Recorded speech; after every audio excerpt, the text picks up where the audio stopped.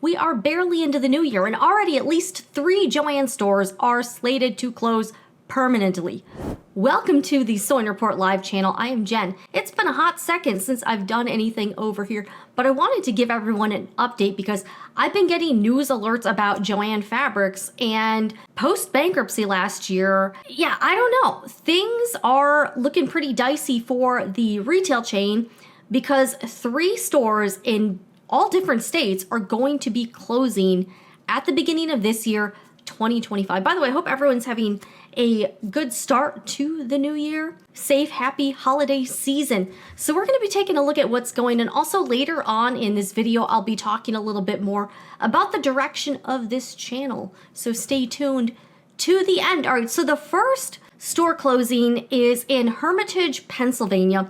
This is from, and by the way, I will link all of these sources down below in the description box so you can read these for yourself. This is from WFMJ, which by the way, I actually interned at this TV station in like the early 2000s. It's in Youngstown, Ohio, and Hermitage, Pennsylvania is in that area. So the JOANN Fabrics in Hermitage will be closing reportedly on January 19th. So yeah, before the store closes, customers can head over to score some last minute deals with everything in the store on sale for between 50 and 75% off. So I guess like kind of a normal sale for JOANN's, I guess. So it says a store employee confirmed that. Yeah, so they will have 2 other stores in the Valley, with one location in Boardman and the other in Niles, Ohio. So yeah, Hermitage, Pennsylvania is losing its JOANN Fabrics. So the next one is actually in, I believe this is Burlington, Iowa. So yeah, so this one is at 3200 Agency Street. That is also closing on January 19th. So it seems like it's a corporate decision for sure. Their shop is also hosting a liquidation sale. And it said at some point after December 1st, the company will tell us to stop cutting fabric, which will then be sold by what is left on the bolt. Oh, all right. And it says this manager, Barbara Boyles, learned of the plans. This was a while. It's been a while, October 31st. So she is known for quite some time. It said when a district manager made a visit to the store and received an email with the news. Wow. And she says they were completely blindsided by, this news, because when they first were announcing the bankruptcy stuff last year, they initially said, we don't have any plans for store closings, but obviously that's not true because at least 3 stores are not going to be here anymore. This one is in Holyoke, Massachusetts. So this is, completely different, all kind of in the Northeast, I guess. Yeah, except for Iowa, obviously. So Holyoke, Massachusetts, this was confirmed by a JOANN spokesperson, Daria Johnson. And this one is in a former Kmart Plaza at 2267 Northampton Street. This one is closing apparently on January 12th, so a little bit earlier. Wow. So kind of a definitely a bummer if you live in Holyoke, Massachusetts. You have one less place to shop for fabric and craft supplies. All right, and this is kind of a part of a wider trend as well, because there's been a lot of announcements in the past month or so from bankruptcies and closings from all of these brick and mortar chains. We continually evaluate our store locations to ensure we are meeting the needs of our customers and our business. JOANN remains committed to serving customers in the area, including through our Ludlow store and joann.com. Oh boy. So yeah, these people are gonna, and it's what's sad too is that a lot of people are going to be out of a job. So they're gonna have to find somewhere else to work. Again, I know employee morale doesn't seem to be the best at JOANN, and it seems like a lot of people jump ship when they reportedly demoted a lot of people and also did the pay cuts. They've been struggling. They're on the struggle bus here. And here's another article. This is just about a lot of the businesses that, by the way, like all of the Party Cities are closing, I believe, and Big Lots stores are closing. I think I also saw some about like an auto parts store. So yeah, Party City filed Chapter 11. Yeah, put their ass up. Yeah, so it looks like they're not going to be around anymore. I believe they're closing most or all of the stores. Container Store, TGI Fridays. Like, look at all of these like longtime staples, and they're, not doing very well. Big Lots, yeah, they're just closing. American Freight, oh, okay, yeah, that's the one that sells like the discount furniture and stuff. Bye Bye Baby, okay, Macy's is closing 15 locations. So not a great time right now to be a brick and mortar retail business. A lot of people are shopping online. Plus, let's be real, a lot of us don't have as much disposable income to spend on things like stuff at Party City or hobbies or things that are not necessities. So I'm not super surprised. Okay, Walgreens is closing a bunch of locations. CVS, wow, and these are more, I would say those are I feel like maybe those stores would be a little bit more recession proof since it's more essentials, prescriptions, and that kind of stuff. Red Lobster, I know they were taken down by the endless shrimp promotion. Apparently, that was one of the reasons. 7-Eleven? Wow, 400 stores.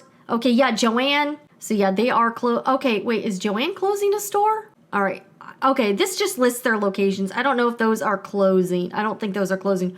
Rue 21, I didn't even know Rue 21 was still around, to be honest with you. LL Flooring, formerly Lumber Liquidators. So yeah, a lot of businesses are struggling. Ironically, I saw this article and I was a little bit surprised. So Fox Business had a thing like America's Business Winners and Losers of 2024. And I guess this is from Debtwire. It says, Debtwire says JOANN Fabric and Crafts reigns as the big winner, while 99 cents only stores Big Lots Party City lost in 22. So according to Debtwire, they feel like JOANN is winning. Now I want to ask you, do you think JOANN is winning? I don't know. So it says, well-known craft retailer JOANN declared Chapter 11 bankruptcy in March and managed to make it through without closing a single store. That's not true. I mean, I guess maybe not technically in 2024.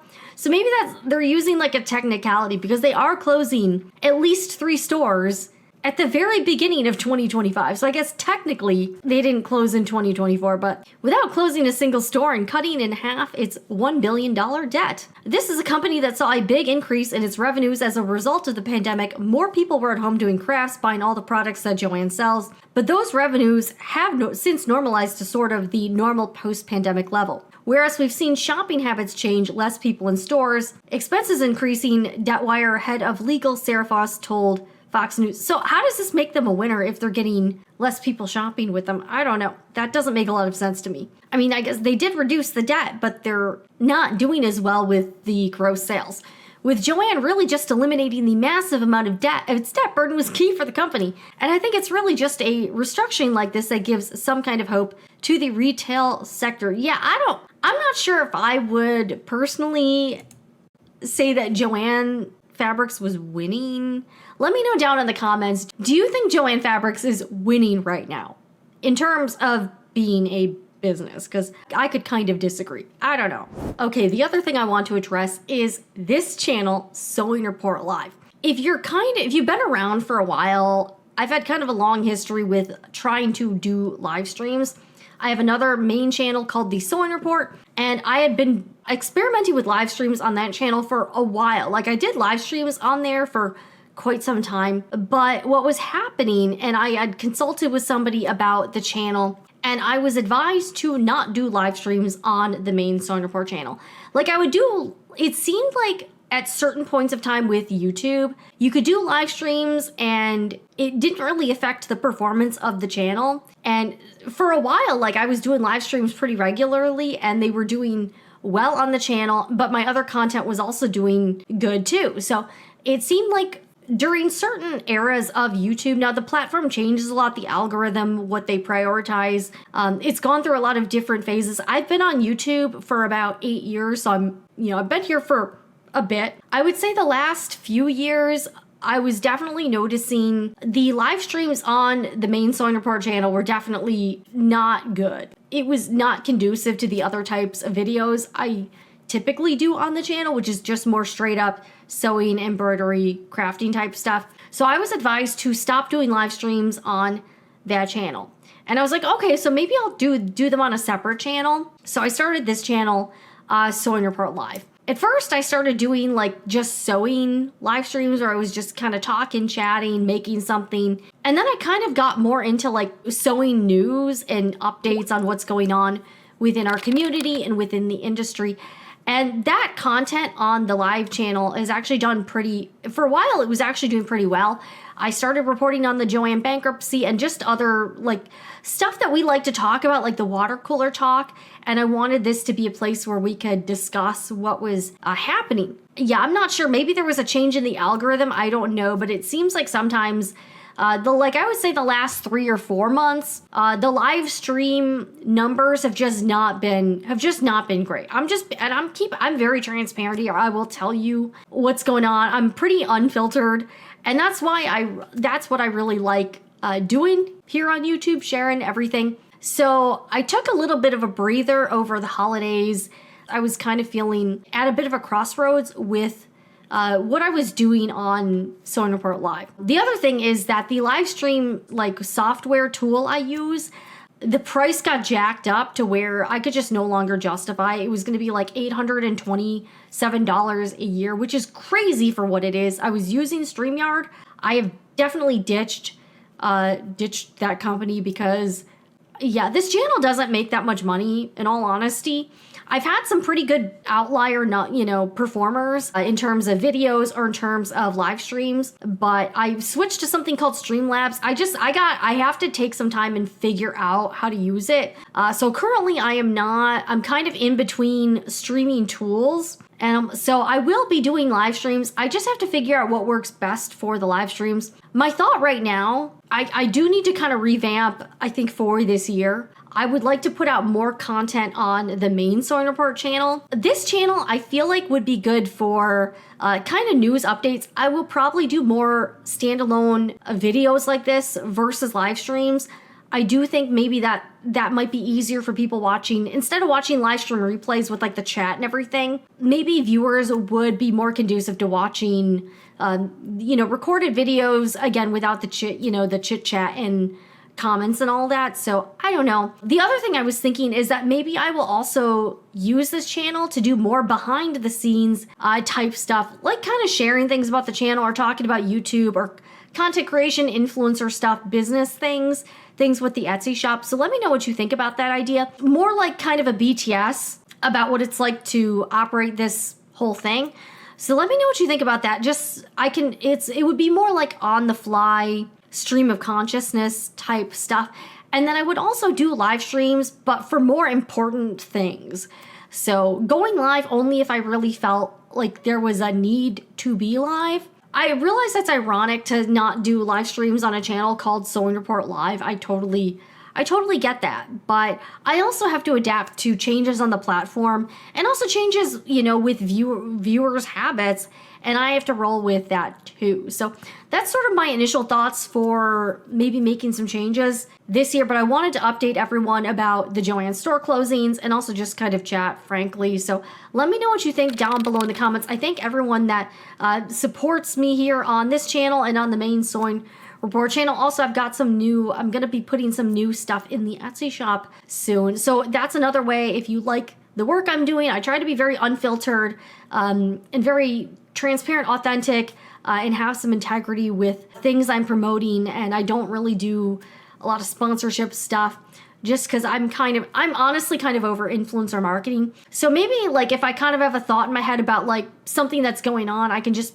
maybe start rolling, record a quick video, put that up, and maybe go live when I really feel like there's something really big going on. So that's sort of my initial thoughts. The other thing I want to let you know, I'm probably not going to be doing collaborations or interviews on this channel anymore. It's just, I've mentioned this before, it's just really hard to book people. People are just generally not very reliable and people are really flaky. So it's just really hard to coordinate all of that stuff with getting guests on the channel.